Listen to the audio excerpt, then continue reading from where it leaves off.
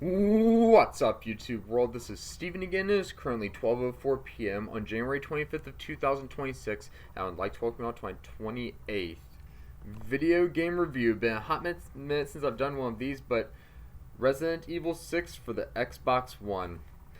The world is in turmoil, the C virus has spread to epidemic proportions, the bioterror threat looks to lead humanity into a chilling end of days. When all the goodbyes have been said and all hope seems lost, one final struggle begins. Featuring 4 unique scenarios and 4 gameplay styles, enter the darkest corners of the world alone or with up to 4 players online. If you don't want any spoilers, leave now. If you're still here, well, that's your fault. So, like the case said, there are 4 different gameplay styles. You can play as either Leon Kennedy, Chris Redfield, Jake Muller, or Ada Wong. And all 4 of these players have a companion with them, except for Ada. She plays independently. I'm going to get a little bit into all 4 of the gameplay styles because I played all 4. You can play just 1, 2, you can play however many, but I played all 4 because I wanted the experience of all of those players. So Leon operates with someone named Helena Harper, and she investigates the outbreak in Tall Oaks. And the way this starts is like she's severely injured, and Leon has to heal her, and they end up going through a bunch of, I guess, locations within the game, and they try to track down a man named Derek Simmons, or as they just call him, Simmons. He's the national security advisor and the main antagonist in this game. I got a list of the characters here and like descriptions of them too, so that's why I'm reading off of. And the way they get to him is they pretty much track him down, and he injects himself with some kind of C virus that I guess mutates him, and it mutates him into like either 3 or 4 different things. And this was probably my favorite boss battle of all 4 storylines, and that thing just does not die. I mean, once you think he's dead, he comes back to life, and once you think he's dead again, he comes back to life again, and then he finally dies by getting impaled by this. It looks kind of like an obelisk type shape, like what the Washington Monument in Washington D.C. looks like. It looks like he gets impaled by that, and he finally dies that way. But he mutates into this spider fly type thing. You gotta shoot him in the eyes, and that's how you damage him and end up finally killing him. And somewhere along the line, Chris Redfield shows up, and so does Jake Muller and Ada. So I think all 3 of the other characters show up within Leon's storyline somehow, which I think is really cool. And yeah, that's how Leon's story goes. He ends up killing Derek Simmons. So Chris Redfield, his story ends up by you find him in a bar with his companion Piers Nivens, who leads a BSAA team in Lanxiang. I guess that sounds like a Chinese city, but yeah. Piers finds Chris in a bar, pretty much drinking his problems away and his feelings away or whatever, and he ends up getting Chris to rejoin the BSAA. And the way this one goes is they end up going through different parts of the map as well. And in chapter 2, there's 5 chapters for each character, by the way. And in chapter 2, they encountered this like gargantuan giant type thing, and you gotta shoot him kind of like up here, like towards the lower neck, upper back area, where this red, I guess, stick looking thing is, and that's how you end up damaging him and killing him. And they try to like get the C virus or whatever other virus it is, and the final boss in this one was such a pain in the ass to kill. It drained all of my ammo. I mean, I had to resort to my knife to kill this thing. Because you gotta be really accurate when you're shooting this, and I forget what it's called, but yeah, it drained all of my ammo, and I had to resort to using my knife, and it ended up being my knife killed him. But at the end, Piers Nivens ends up dying in this one by staying back and letting Chris get into this pod and floating up to the surface of the water, where they were underwater, by the way, and Piers stays behind because he ends up like either losing his arm or his arm gets mutated, and like the whole left side of him just, or right side of him, whichever side it is, gets like completely mutated, and it looks like he's turning, meaning like into a zombie, one of those zombie things. So he stays behind. He ends up dying, and Chris Redfield ends up living and floating to the surface. And yep, that's pretty much Chris Redfield's story. So Jake Muller's story. This one I actually really enjoyed. I really enjoyed Jake Muller. So he's with Sherry Birkin, and Jake Muller, believe it or not, is actually Albert Wesker's son. If you don't know Albert Wesker, he's the main antagonist in Resident Evil 5, which I also ended up being. However, I'm not going to be doing a video game review of that, just because, I mean, it was okay. I wasn't wowed about that game. It was okay. The bosses in that game, I will say, are the biggest pain in the ass to kill, especially the boss in Chapter 5-2. That boss was... Ugh, I don't even want to talk about how tough that was.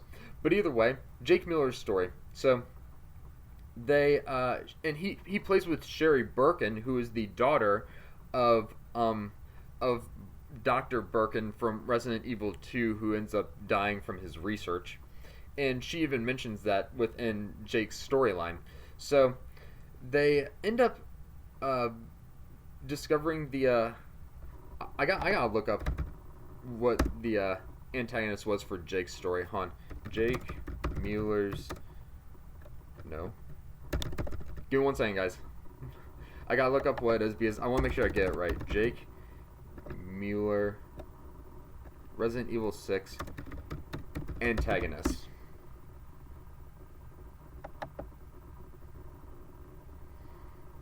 Give me 1 second, guys.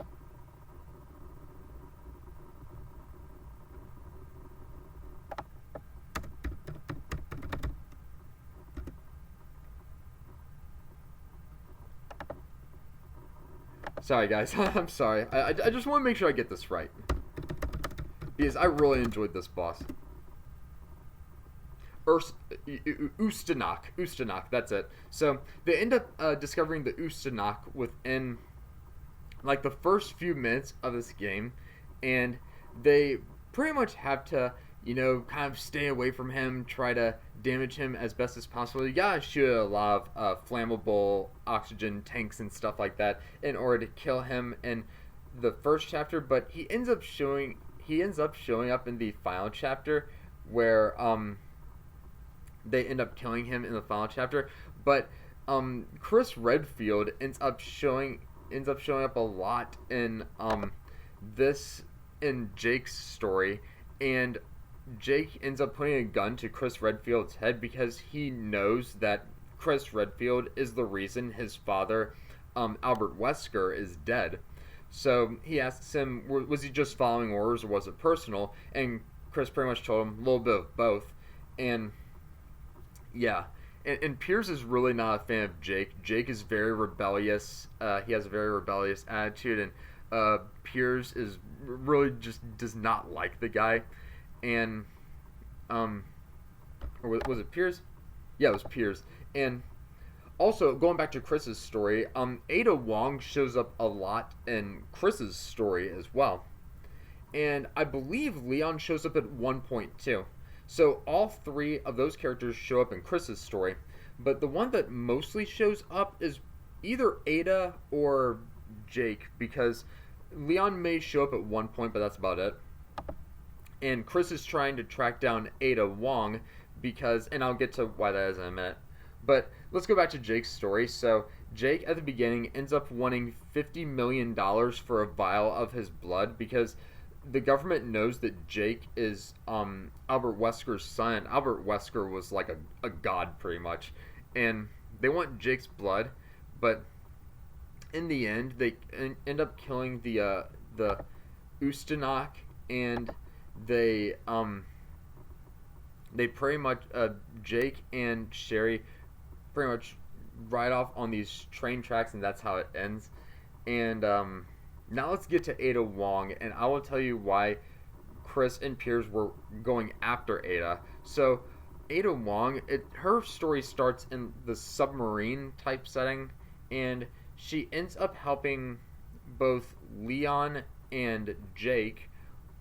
Chris and Piers show up in bits and pieces of her storyline, but it's kind of in the background, and they're killing these antagonists that she is trying to avoid or go stealthily around. And her main antagonist or enemy, I gotta look hers up now. Give me 1 second, guys. I'm sorry. I should have had this ready to go before I started. Resident Evil 6 antagonist is probably gonna come up with Derek Simmons. But I want that boss that she fought in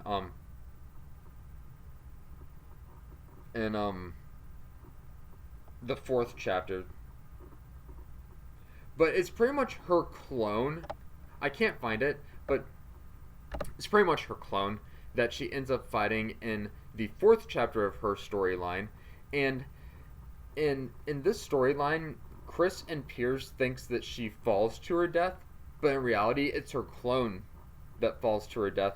And Ada Wong walks up to the clone and ends up mutating into this like gloopy, globby type thing, kind of like the final boss in Resident Evil Biohazard, which I thought was really cool. And the way you defeat this is you gotta shoot it enough times that it creates a hole through it, and there are these flammable tanks on the other side, and you gotta be really accurate and really quick with this. So when the enemy ends up having a gaping hole where you can see one of the tanks, you gotta be really accurate and really quick, or else it's going to close up again.